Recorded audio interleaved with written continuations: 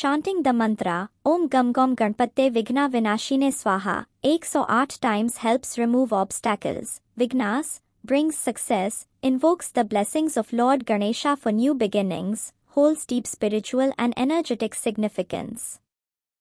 The number 108 is sacred in Hinduism, symbolizing spiritual completion and alignment with the universe.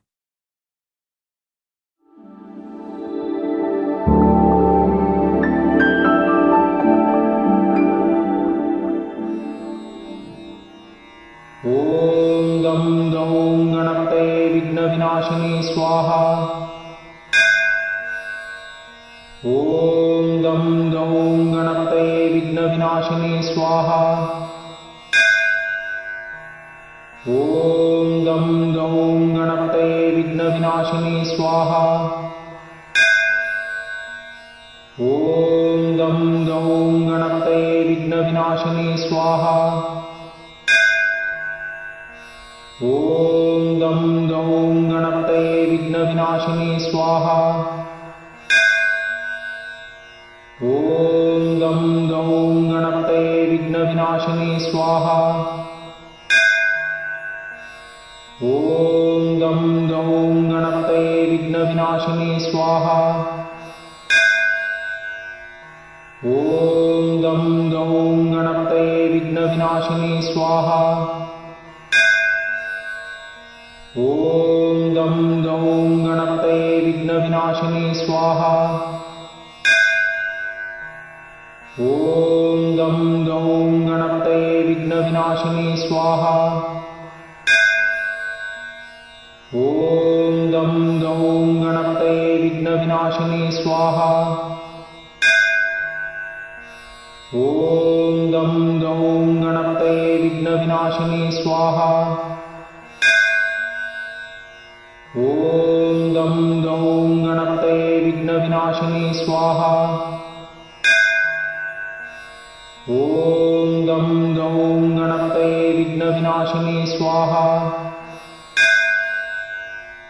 Om Gam Gam Ganapate Vigna Vinashini Swaha.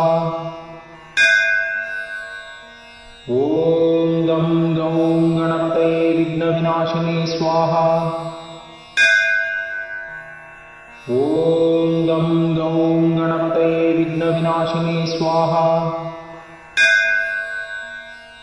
Om Gam Gam Ganapate Vigna Vinashini Swaha. Om Gam Gam Ganapate Vigna Vinashini Swaha.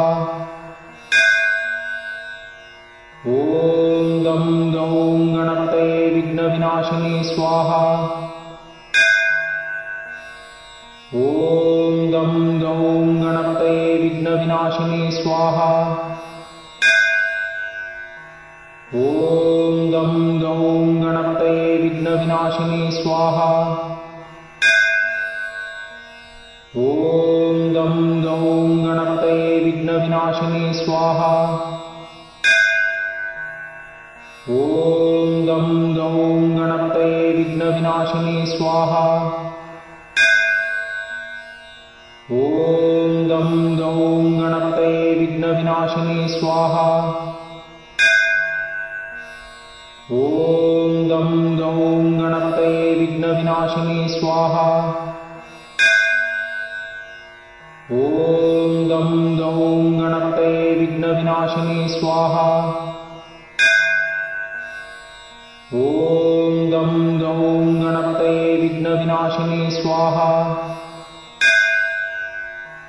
Om Gam Gam Ganapate Vigna Vinashini Swaha. Om Gam Gam Ganapate Vigna Vinashini Swaha.